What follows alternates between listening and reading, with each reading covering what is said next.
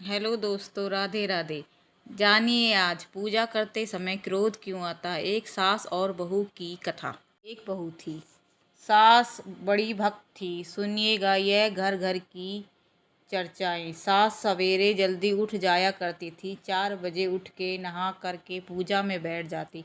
आंख बंद करती, माला जपती। बड़ा प्रेम था भगवान से। उन्हें नहलाती, वस्त्र पहनाती, माला जपती। एक दिन क्या हुआ, सास को लगा आज मैं खीर बना के भोग लगाऊंगी। उसने आज दूध वाले से 1 लीटर दूध ज़्यादा खरीद लिया। अब दूध को खरीद कर चूल्हे पर रख दिया। सास ने सोचा जब तक दूध पक रहा है मैं माला पूरी कर लेती हूँ।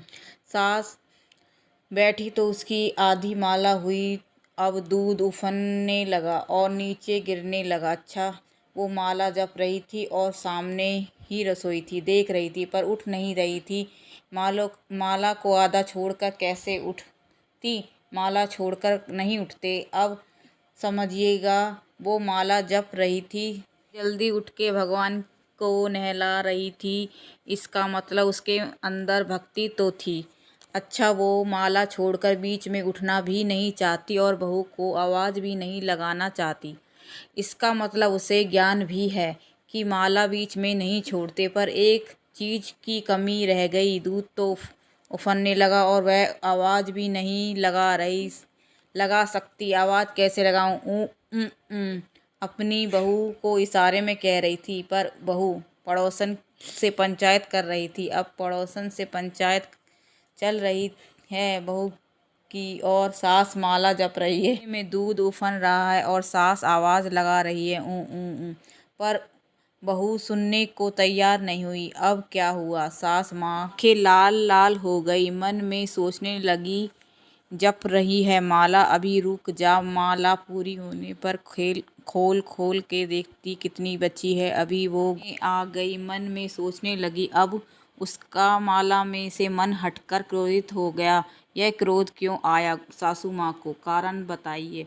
मुझे दूध उफन गया इसलिए, या बहू नहीं सुन रही थी इसलिए? सासू माँ को क्रोध इसलिए नहीं आया क्योंकि बहू सुन नहीं रही थी, और सासू माँ को क्रोध इसलिए भी नहीं आया कि दूध उफन रहा था। सच्चाई तो यह है कि क्रोध आप पर कब, जब आपके अंदर वैराग्य की कमी है। यदि वैराग्य होता कि चलो दूध ही है, उफन जाएगा, मन हमारा भगवान में लगा है और भगवान से ज़्यादा महंगा दूध तो नहीं है हो सकता। अरे उफन रहा है थोड़ा सा मन, जब पूजा करें या पूजा ही करें या दूध ही पका लें। जब संसार का काम किया करो ना, तो संसार का काम अच्छे से किया करो, और जब भक्ति किया करो तो भगवान की भक्ति अच्छे से किया करो।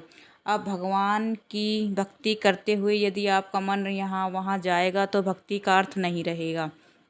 इसलिए आपको अंदर से थोड़ा सा वैराग्य हो जाएगा।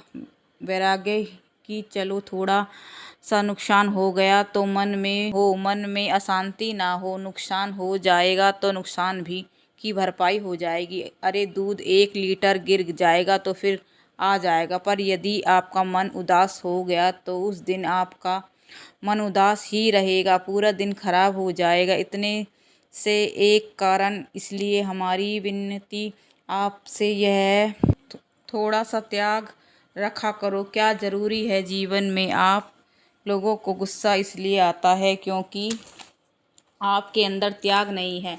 आपके त्याग बिल्कुल नहीं है। एक सज्जन के 10 रुपये गिर गए, झगड़ा करने लगे। अरे भाई, हमारे यहाँ 10 रुपये गिर गए, तुम यहाँ खड़े थे, तुमने उठा लिया ना, हमने तो नहीं उठाया।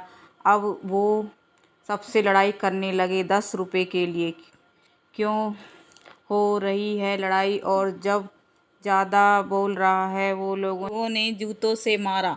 बहुत बोल रहा है, ले अब उसकी धुलाई भी हो गई, केवल इसलिए कि तुमने अंदर त्याग नहीं रखा। त्याग होता तो यह नौबत नहीं आती। त्याग जरूरी है। जब जीवन में लाभ हो जाए भगवान का धन्यवाद करो, और जब हानि हो जाए, नुकसान हो जाए तो किसी को आरोप ना लगाओ।